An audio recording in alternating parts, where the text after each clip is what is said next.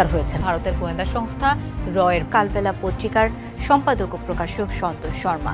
রাজধানীর বাড়িধারার ডিওএইচএস এলাকা থেকে তাকে গ্রেপ্তার করেছে ডিবি পুলিশের একটি টিম। রয়ের এজেন্ট হিসেবে কাজ করেছেন। এজেন্টদের সঙ্গে নিয়ে ডিবি কার্যালয়ে গিয়ে জিজ্ঞাসাবাদ করেছেন অনেককে। গত সরকারের এজেন্ডা বাস্তবায়নে প্রভাব বিস্তার করেছেন পুলিশ কর্তাদের উপর, এমন অভিযোগ সাংবাদিক সন্তোষ শর্মার বিরুদ্ধে।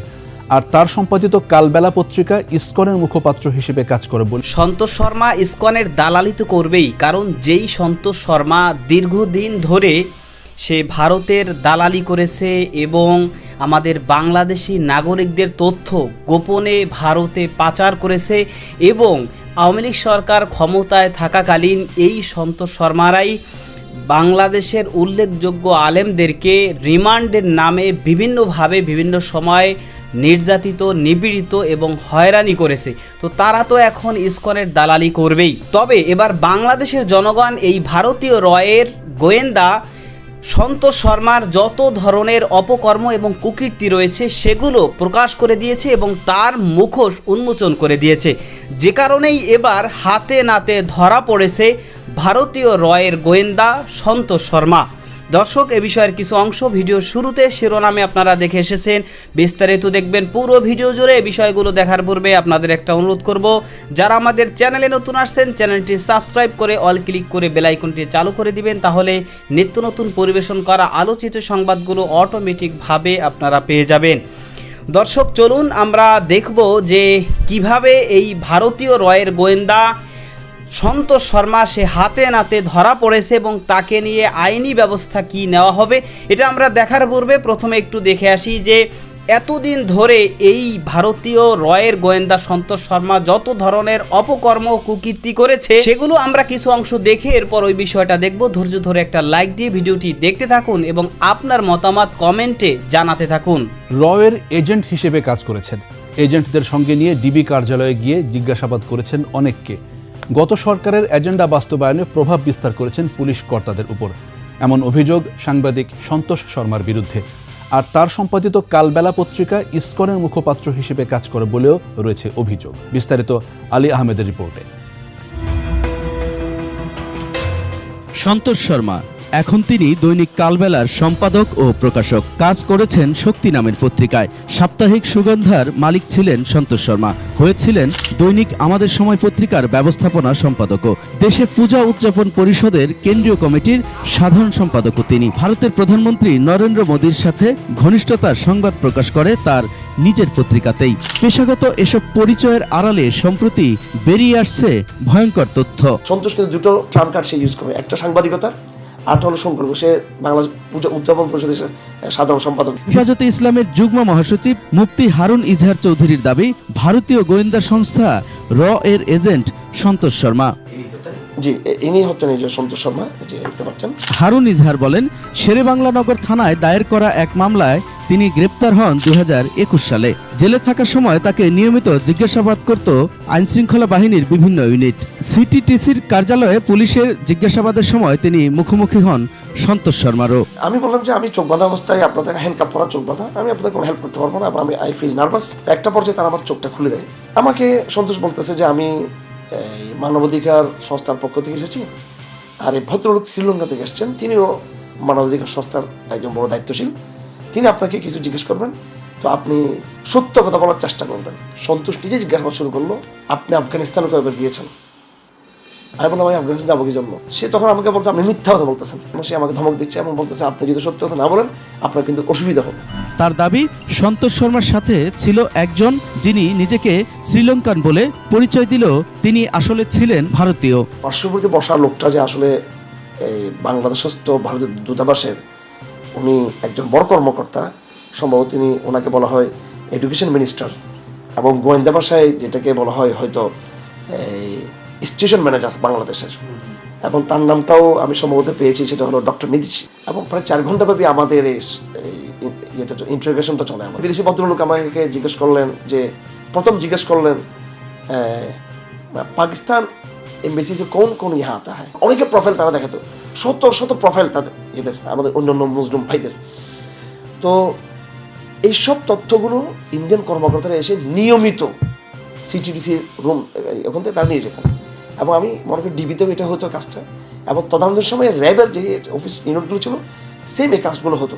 অর্থাৎ দেশের জনগণের নাগরিকদের এই তথ্যগুলো বিদেশিরা নিয়ে যেত। যখন জিজ্ঞাসাবাদ করতেছে বাংলাদেশের একজন ডিসি একজন এডিসি, তারা একেবারে শ্রোতার মতো নিরীহ লোকের মতো তারা তাকিয়ে আছে। তারা এখানে ডিসি আব্দুল মান্নান বসা, সামনে ডিসি ইমরান বসা, মনে হচ্ছে যেন যারা বিদেশ থেকে আসছেন উনি big boss, he is big boss, আর এনারা হলেন চাকর বাকর।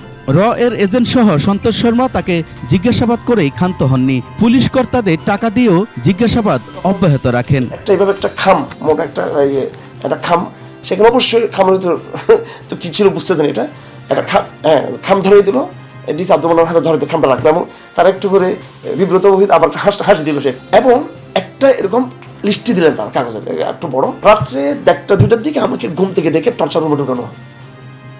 আমি একজন এডিসির নাম এডিসি তৌহিদ, সম্ভবত এডিসি আতিক, এডিসি তৌহিদ, দাঁড়িয়েও আছে। সে আমাকে অনেক নির্যাতন করেছে, অনেক বেশি আমার উপর সে প্রেশার সে তৈরি করেছিল, এবং আমাকে বলছে মিথ্যা স্বীকারোক্তি দেওয়ার জন্য। তো রাত 2টা বাজে নিয়ে ওই কাগজটা নিয়ে, যে কাগজটাকে আমি দেখলাম যে তাদের কাছে ছিল, তখন সেটা সেম কাগজ বের করে আমাকে জিজ্ঞাসাবাদ শুরু করলো।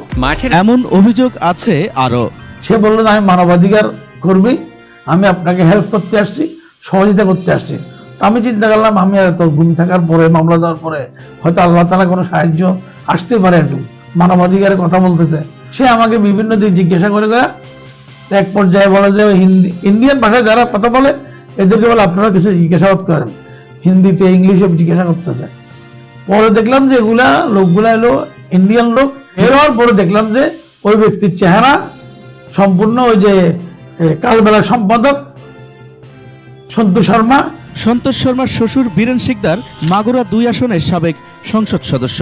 তার বিরুদ্ধে আছে বহুমাত্রিক অভিযোগ। জনশ্রুতি আছে শ্বশুরের ক্ষমতাকেও কাজে লাগাতেন সন্তোষ শর্মা। এমন কোনো অপকর্ম নাই যে অপকর্মগুলো তারা করেনি, নিজেরা না করতে পারে তার দোসরদের দিয়ে করা হয়েছে, তার ভাইদের দিয়ে করা হয়েছে, এবং অনেক সময় ওখানেও যদি না হয়েছে তার দোসরদের দিয়ে লেলিয়ে দিয়েছে, সরাসরি অস্ত্রপাতি বিলিয়ে দিয়েছে। তার আগের থেকে আমার মাইক ধরে করে আমার দোকানপাট লুটপাট করে নিয়ে যায়, ভেঙে ছিঁড়ে নেয়।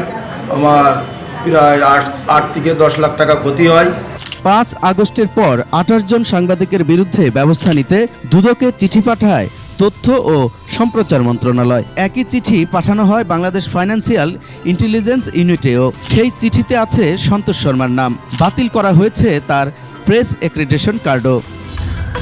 ইসকনের প্রমোটার বলেও অভিযোগ আছে সন্তোষ শর্মার বিরুদ্ধে। তার পত্রিকা ইসকনের যে কোনো প্রোগ্রামকে ব্যাপক কাভারেজ দেন, তৈরি করেন ভিডিও স্টোরি, আর পূজা উদযাপন পরিষদের সাধারণ সম্পাদকের পদকে ঢাল হিসেবে ব্যবহার করেন। তার পত্রিকা কালবেলায় পাশের একটি দেশের গোয়েন্দা সংস্থার বিনিয়োগ আছে বলেও অভিযোগ রয়েছে। সন্তোষ শর্মা রয়ের এজেন্ট, এটা তার বলতে বাকি নেই। এসব অভিযোগের তদন্ত করে ব্যবস্থা নেয়ার দাবি হিন্দু মহাজোটের মহাসচিবের। এই ব্যাপারে সরকারের গোয়েন্দা বিভাগ আছে, তারা এটা তদন্ত করে তার যদি সম্পৃক্ততা পায় অবশ্যই তার বিরুদ্ধে ব্যবস্থা নেওয়া উচিত। হারুনের সাথে সন্তোষ শর্মার সম্পর্ক এখনো বজায় আছে। পলাতক ডিবি হারুন কোনো গণমাধ্যমের সাথে কথা না বললেও সন্তোষ শর্মা সম্পাদিত দৈনিক কালবেলার সাথে কথা বলেছেন, জানিয়েছেন তিনি দেশে আছেন। আটক বা দেশ ছাড়ার যেসব খবর ছড়িয়েছে তা সত্য নয়। মঙ্গলবার কালবেলাকে এই তথ্য জানিয়েছেন তিনি নিজেই। এসব বিষয়ে জানতে বারবার সন্তোষ শর্মার সঙ্গে যোগাযোগ করা হলেও তিনি কোনো বক্তব্য দেননি।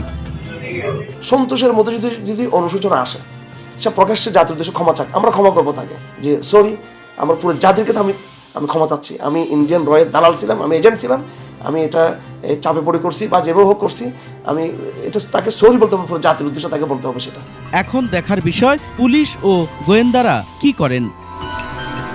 দর্শক, এই ভারতীয় দালাল বা ভারতের গোয়েন্দা সংস্থার লোক এই সন্তোষ শর্মা, সে এতদিন ধরে এই ভারতীয়দের দালালি করে আসছে। বাংলাদেশে বসে একেবারে ঘাপটি মেরে চুপচাপ করে সে ভারতের দালালি করেছে, এবং পাশাপাশি সে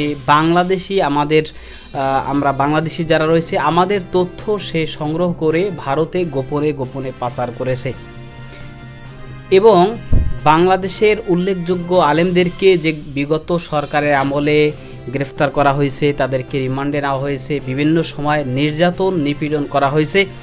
তো তাদেরকে তখন এই সন্তোষ শর্মা সহ আরও যারা এরকম ভারতীয় রয়ের গোপন এজেন্ট বা রয়ের গোয়েন্দা রয়েছে, এরা তখন গিয়ে তাদেরকে মানসিকভাবে টর্চার করেছে, বিভিন্নভাবে নির্যাতন করেছে, এদের উপর নিপীড়ন করেছে এবং এদেরকে, এই আলেমদেরকে হয়রানি করেছে।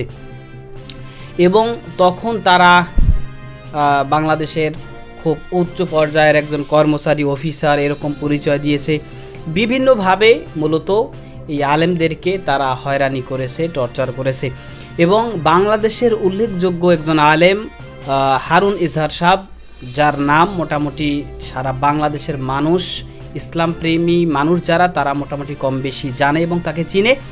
এবং খুবই নির্যাতিত, নিপীড়িত একজন আলেম, তাকে বছরের পর বছর হক কথা বলার জন্য, সত্য কথা, সত্য বিষয় প্রকাশ করার জন্য এই ভারতীয়দের যত ষড়যন্ত্র রয়েছে এবং আমাদের বিরুদ্ধে এই ভারত সহ যারাই ষড়যন্ত্র করেছে, তাদের সেই সমস্ত ষড়যন্ত্র এই হারুন ইজহার সাহেব সহ নির্যাতিত আলেমরা তারা তাদের মুখোশ উন্মোচন করত।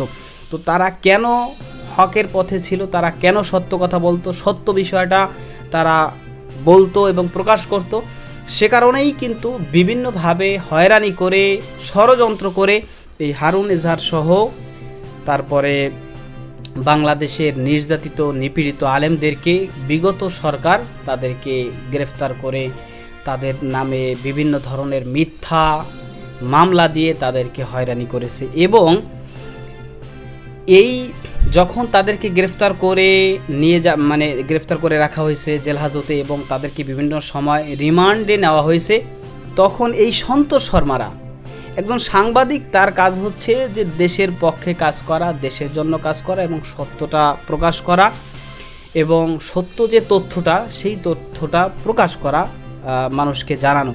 এখন সে একজন সাংবাদিক, অথচ সে ভারতের দালালি করে, সে ভারতের আরও দালালদেরকে নিয়ে বাংলাদেশে বসে বাংলাদেশের একজন উল্লেখযোগ্য আলেমকে সে মানসিকভাবে টর্চার করেছে, নির্যাতন করেছে, নিপীড়ন করেছে তাদের উপরে। তো সে কারণেই এখন এই হারুন ইজহার সাহেব সহ আরও যত নির্যাতিত আলেমরা এই সমস্ত ভারতের দালালদের থেকে নির্যাতন, নিপীড়নের শিকার হয়েছেন, তো তারা এখন মুখ খুলতে শুরু করেছে। তারা এখন এই ভারতীয় দালাল এবং ভারতীয় রয়ের গোপন গোয়েন্দা যারা এতদিন ঘাপটি মেরে আমাদের দেশের বিরুদ্ধে ষড়যন্ত্র করেছে, আমাদের মুসলমানদের বিরুদ্ধে ষড়যন্ত্র করেছে, আমাদের বাংলাদেশিদের বিরুদ্ধে ষড়যন্ত্র করেছে, তাদের মুখোশ এখন তারা সকলেই উন্মোচন করে দিচ্ছে। যে কারণেই কিন্তু এখন বাংলাদেশের মানুষ মোটামুটি জানতে পারতেছে, এতদিন এই হারুন ইজহার, রফিকুল ইসলাম মাদানী সহ নির্যাতিত, নিপীড়িত যে সমস্ত ওলামায়ে কেরাম, তারা বিভিন্ন চাপের কারণে সত্য কথা, বাস্তব কথা, সত্যটা তারা বলতে পারেনি, তারা চুপচাপ থাকতে বাধ্য হয়েছে। কিন্তু এখন যেহেতু সকলেই মোটামুটি স্বাধীন, সে কারণেই কিন্তু এখন বাংলাদেশের সেই সমস্ত নির্যাতিত, নিপীড়িত আলেমরা এখন তারা যেই হয়রানির শিকার হয়েছেন সেটা এখন তারা বলতে শুরু করেছেন। তো সে কারণেই এই বাংলাদেশের ওলামায়ে কেরাম এবং সাধারণ মানুষ এবং বাংলাদেশের যে হিন্দু মহাজোটের নেতা যিনি রয়েছেন গোবিন্দ, তারও দাবি যে এই সন্তোষ শর্মা যে কাজ করেছে সেটা অন্যায়, সে কারণে অবশ্যই তার বিরুদ্ধে আইনি পদক্ষেপ নেওয়া দরকার এবং তাকে উপযুক্ত শাস্তির মুখোমুখি করা উচিত। তো এ বিষয়ে আপনার মতামত কি সেটা কমেন্ট সেকশনে জানাতে পারেন। ভালো থাকবেন, সুস্থ থাকবেন, দেখা হবে নতুন কোনো ভিডিওতে, কথা হবে নতুন কোনো বিষয়। আজকে পর্যন্তই, আসসালামু আলাইকুম ওয়া রাহমাতুল্লাহ।